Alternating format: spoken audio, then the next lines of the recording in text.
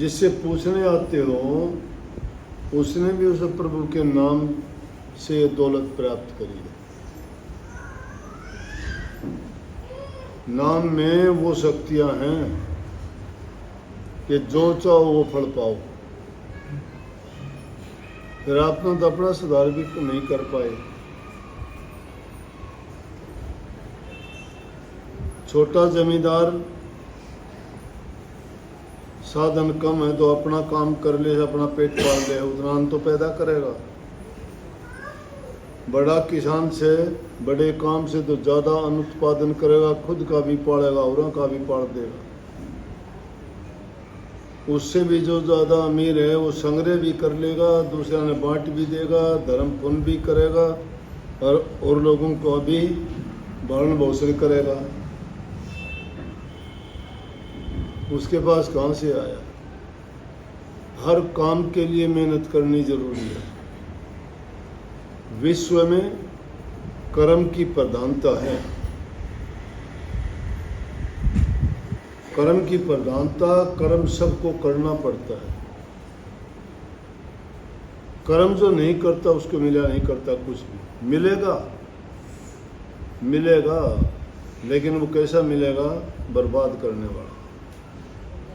अब ये बात लोगों की समझ में आती नहीं है कि क्यों कही है बात। एक चेला अपने गुरु के पास जाके कहने लगा, बात चल गई।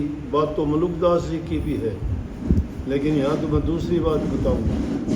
लेकिन फिर भी ये इंसान की बुद्धि इतनी मलिन हो चुकी है, समझता नहीं अच्छी बात। एक शिष्य अपने गुरु से कहने लगा, सत्संग में कही जैसे मैं आपको कह रहा हूँ कि वो मालिक सबकी सुनता है, वो भेदभाव नहीं करता। लेकिन हम कंजूसी करते हैं, हम जो है भूल जाते हैं, उसको याद नहीं करते। हम मतलबी और स्वार्थी हैं, स्वार्थ के टाइम याद करते हैं। और वो स्वार्थ भी हमारे क्या है? वो सिर्फ दुनियादारी तक सीमित है, शरीर तक सीमित है, मन तक सीमित है, रूह के लिए कोई काम नहीं।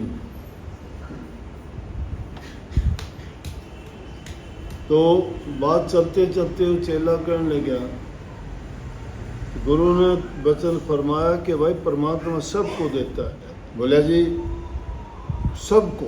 हाँ। बोला कि कहीं भी चला जाओ, वो तो पत्थर में कीड़ा होता है उसको भी देता है। बड़े बड़े रेगिस्तानों में जीव जंतु रहते हैं, उनका भी पालन पोषण करता है। बोला तो मैं अगर कहीं बाहर चला जाऊं? बोला कि हाँ, तेरा भी जहाँ होगा उसका उड़े पहुंचा देगा। बोला मैं देखूंगा कैसे। वो जाके जंगल में बैठ गया, तब करने लग गया। अब भूख तो है ना, पेट को लगती है भूख, जिंदा रहने के लिए जरूरत है ही। संतों ने माना इसको, जरूरी बताया है। कबीर साहब ने, कबीर खुदा कुकरी करे भजन में भंग, ता को टुकड़ा डालकर भजन करो निशंक। ये खुदा खुदा कहें भूख को, ये कुकरी है कुत्ती के समान, और भजन में भंग डालती है। क्यों? भजन क्या करोगे? दूसरी जगह कबीर साहब कहते हैं, भूखे भजन ना होए गोपाला, ये ले अपनी कंठी माला। कि भूखे भजन नहीं होता। कंठी और माला भी रख दी एक तरफ। कहने का मतलब पहले पेट की जरूरत है, शुद्ध भूख, वो जब तक हमारी पूरी नहीं होती हमारे समझ में कुछ नहीं आता। दूसरी जगह महात्माओं ने फरमाया कि झांझ मंजीरे तभी बजें और बने चून की लोई, साधो भूखा भजन न हो। भूखे से भजन नहीं होता। पहले अपने रोटी का इंतजाम करो। कहने का मतलब काम करो, कर्म करो। सकल पदार्थ है जग माही, कर्म ही नर पावत में। सारी चीज़ें संसार में हैं, लेकिन जो इंसान कर्म नहीं करता, कर्म से हीन है, जो कर्म नहीं करता उसको मिला नहीं कर। कर्म आदमी का शुद्ध होना चाहिए, पवित्र होना चाहिए, सच्चा होना चाहिए। बुरा करोगे नतीजा बुरा होगा। पाप का कमाओगे तो पाप वर्गा जहर का काम करेगा। अपनी हक हलाल की कमाई करोगे अमृत का काम करेगा। किसी के कर्जदार नहीं बनोगे, काया में दुख तकलीफ बीमारी नहीं होगी। घर में अब काफ़ी लोग आके कहते हैं घर में शांति को नहीं, कोई न कोई गलत चीज आ गई। अब गृहस्थी में ये चीज़ समझते नहीं। महात्मा लोग तो ख्याल करा, हम ख्याल करा कि जब कोई गड़बड़ होती है तो हम सोच ले आज कोई न कोई बात गलत खाई गई या कोई न कोई गलत काम करेगा, इसलिए शरीर में ये पीड़ा है, महसूस हो जाएगी। लेकिन यहाँ मैं बात आप जो कहना चाह रहा था, चेला बोला जी तो मिलेगा, मैं देखूंगा, मैं जंगल में जाके तप करूंगा, बैठूंगा, मेरे को कहाँ मिलेगा। वो जाके जंगल में तप करने लग गया। नदी साथ में बहे थी कि चलो प्यास लगेगी पानी यहाँ पी लूँगा और देखूंगा कि परमात्मा ने कैसे भेजेगा। यह भी मूर्खता थी, पानी से भी दूर चला जाता तो उसको पानी भी मिलता। नदी देख के थोड़ी सी दूरी पर जंगल में बैठ गया, लेकिन 12-14 घंटे उसने काट दे। सोचा भाई गुरुजी तो कही थी कि उस सबको देता है, तन्ने क्यों को नहीं मिले। चल ले पानी पिया, के पता गुरु का वचन तो झूठा नहीं होगा, लेकिन आओगा करते हैं। यह भी बात देखूंगा कि गुरु ने बात कही, वह बहुत बड़ी बात कही, कहाँ से आएगा। जंगल में कौन दे के जाएगा। मैंने बस्ती होती तो कोई शायद दे जाता, कोई प्रसाद दे जाता, कोई खाना दे जाता, कोई फल दे जाता, कोई चढ़ावा पूजा की में आती। लेकिन यहाँ देखूंगा, चल पानी पिया, प्यास लगी, पानी पीने के लिए नदी पर गया तो वहाँ जाके देखा तो पानी जो बहता आ रहा था उस पर हरे हरे पत्ते पे देखा कोई चीज़ आ रही है। रुक गया, पास में आया, देखा तो उसमें 2 रोटी रखी हुई, मोटी मोटी बनी। बोले भाई ये तो गजब हो गया, आदमी को 2 ही रोटी की जरूरत होती है। निकाल ली कि परमात्मा ने भेज दी भाई, गुरु सच्चा। खा ली रोटी भजन में। दूसरे दिन भी, तीसरे दिन भी, जब 4-5 दिन लगातार उसमें तसल्ली होगी, वो टाइम वो रोजाना जा, रोजाना रोटी आ जा, तेरे भूख का टाइम भेज दे से, योर टाइम फिक्स। बोले आती कहाँ से है ये देखना चाहिए। चल दिया वहाँ से, जहाँ से आ रही थी पानी बहता हुआ, पहले ही चला गया। आज जाके देखूंगा ये कौन डालता है। उसके किनारे किनारे किनारे किनारे बहुत जल्दी पहले से उठ के चल दिया। आगे जाके क्या देखता है, एक आदमी है और एक उसकी औरत है। उस आदमी को निकला हुआ कोढ़ है, कोढ़ में पूरा शरीर में खून रुधिर बहता है, बदबू मारती है उसे और बहुत बुरी हालत उसकी। वो औरत बैठी वहाँ, वो आटा लेके उसको मालिश करे और उस आटे के कारण सारा आटा भीग गया उसके शरीर के, जो रुधिर वो खून वो था उसमें। और उस आटे ने गूंद के उसकी रोटी बना के 2 पत्ते तोड़ के उन पत्तियों में रख के नदी में बहा दे।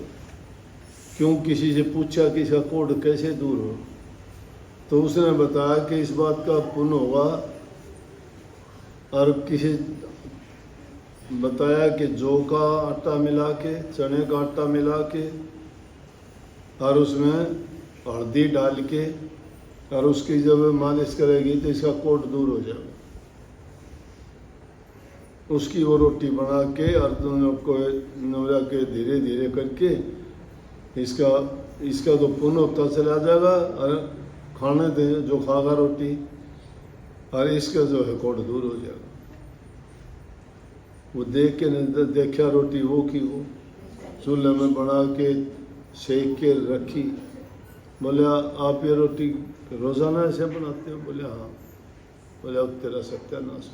गया गुरु के पास, भूखा रहा के मिला तेरे को खाने को? बोला जी खाने को तो मिला, फिर ठीक बात नहीं हुई। बोला क्यों? बोला जो रोटी मिली वो तो कोड की रोटियां थी। बोला भाई बिना करे तो कोड की मिले। समझ गए क्या बात है? बिना करे जो तू मिलती है कोड की मिले। जो लोग चोरी का, हेरा फेरी का, भ्रष्टाचार का, ठगी का, लूट का, खसूट का खाते हैं, उनके शुद्ध विचार नहीं रह सकते।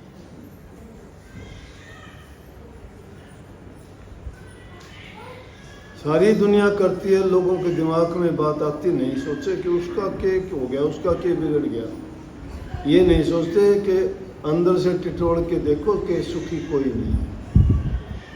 और जो आदमी अपनी मेहनत का कमा के पहले किसानों को नहीं होता था कुछ भी, मस्त रहते थे, ना रोग लगते थे ना बीमारी लगती थी। इनका पुण्य भी अपने आप हो जाता था।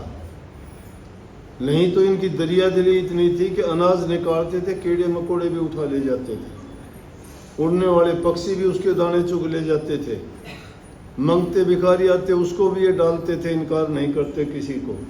साधु फकीर आ जाता उनको भी भिक्षा देते थे कि नहीं देते पुराने रीति रिवाज के मुताबिक। इनसे कोई पाप तो होता नहीं था, असल तो होता था तो ये पुण्य कराया करते, वो पुण्य में निकल जाया करता था। जमींदारों को कोई रोग ही नहीं हुआ, बीमारी नहीं हुई, कोई शिकायत नहीं रही उनकी, रूखी सूखी खाते थे, मस्त रहते थे। अब ये भी हेरा फेरी में आ गए। ऐसी ऐसी कहानी है, किसी के दूसरे का पानी भी किसी दूसरे खेत में लग गया और उसका अन्न पैदा हो गया, वो भी शुद्ध नहीं माना गया। हक हलाल की कमाई और सच्चाई की मेहनत की कमाई जो होती है, एक पैसा भी लाख पैसे का काम करेगा। और जो ठगाबागी का, हेरा फेरी का होगा, लाख रुपए भी तुम्हारे 10 पैसे के बराबर नहीं रहेगी कीमत। और जो आदमी खागा उसके विचार गंदे कर देगा। अपने बच्चों को धन देने की जरूरत नहीं है, शिक्षा अच्छी दे दो उनको। मेहनत करने की शर्म ना दिलाओ, जो मेहनत करके खाओ। मेहनत छोटी नहीं होती, इंसान की उसमें इज्जत है। काम छोटा नहीं होता, जिससे तुम्हें रोजी रोजगार मिलता है, तुम्हारा पेट पलता है, तुम्हारा साधन बनता है, वो तुम्हारा अपना है। अरे चोरी का, डाके का, हेरा फेरी का तुम खाते हो, वो अच्छा है?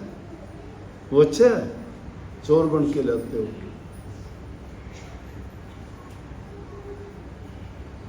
इसलिए बिना काम के किसी का काम चलता नहीं, काम करना ही पड़ेगा।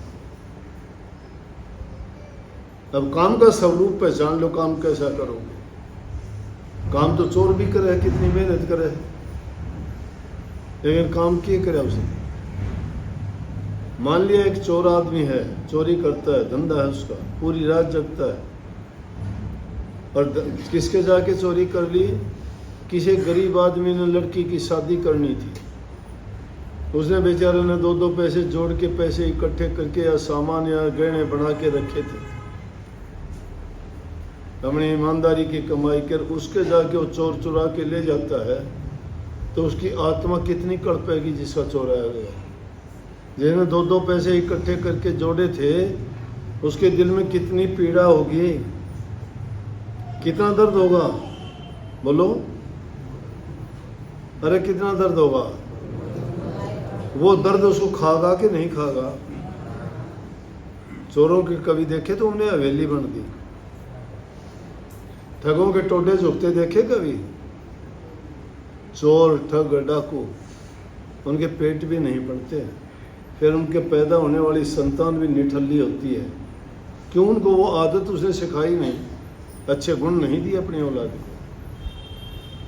माँ बाप की संपत्ति उसकी संतान होती है, और जो अपनी संतान को अच्छी शिक्षा, अच्छे गुण नहीं देता, वो बाप भी अपराधी है, वो माँ भी अपराधी है। इंसान नहीं बनाए उन्होंने।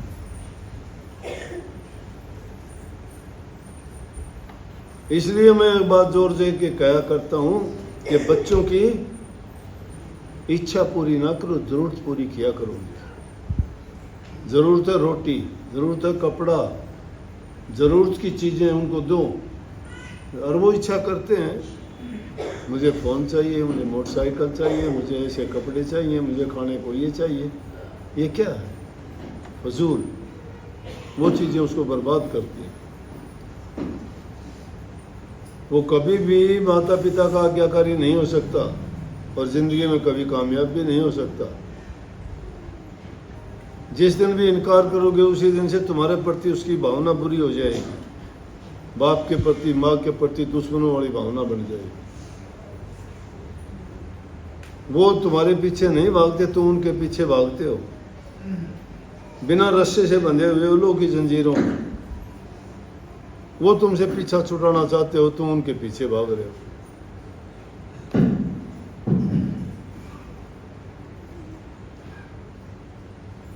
इसलिए अपनी संतान को अच्छा बना दो। जरूरत ही नहीं है। अगर नहीं, स्वावलंबी बनाओ उनको, सेल्फ डिपेंडेंट बनाओ उनको। डिपेंडेंट नहीं बनाओ। जो डिपेंडेंट होते हो तो गिर जाते हैं। एक बेल है, उसके तना नहीं है, लेकिन उसको सहारा दोगे तो चढ़ जाएगी बहुत ऊंचाई पे। स्वावलंबी बनो, खुद गर्ज ना बनो, अहंकार नहीं, आत्म सम्मान रखो।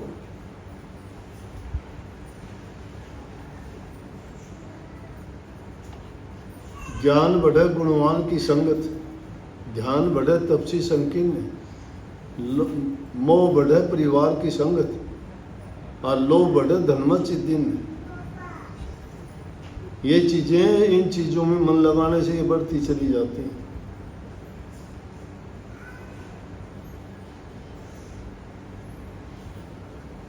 सत्संग बहुत कुछ सिखाता है, सीखता कोई नहीं है। सत्संग के प्रति रुझान नहीं है। उदास हो, तुम्हारे चेहरे बता रहे हैं उदासी के। आते हो तुम अपनी समस्याओं से जूझते हुए, उनका हल बताया जाता है, मानते ही नहीं, उन बातों को अप्लाई नहीं करते। जिंदगी में अनुभव करके देखो, तजर्बे करके देखो, तुम्हें पता लगे।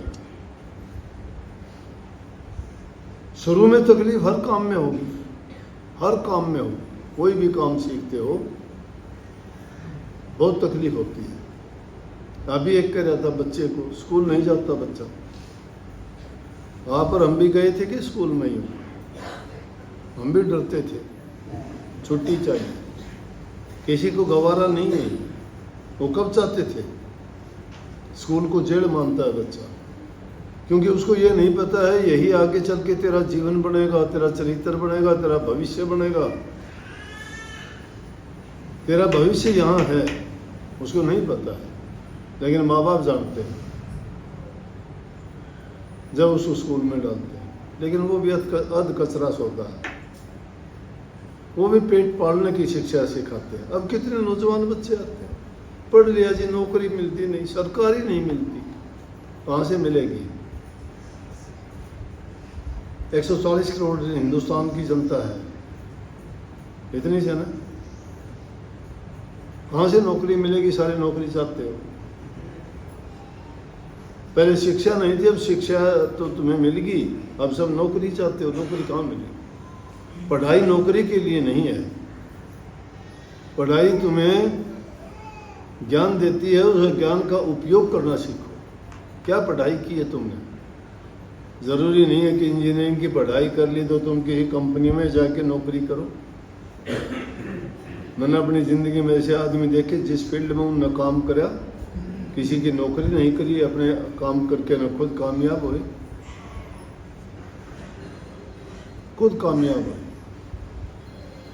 आप में भी, सब में हुनर है। वो कभी ये सोचते हो, कह देते हो ना मैं अनपढ़ हूँ, मेरे बाके है शरीर बीमार रोग, ये ऐसे निर्बल और दुर्बल विचार और दुर्भावना पाड़ के हम हमेशा यूं ही रहते हैं। जिंदा दिली नहीं किसी, आदत बन गई माँ बाप का कमाया खा के, हिम्मत नहीं। अच्छा करना सीखोगे अच्छा होगा। बहुत बहुत आशीर्वाद सबको भाई।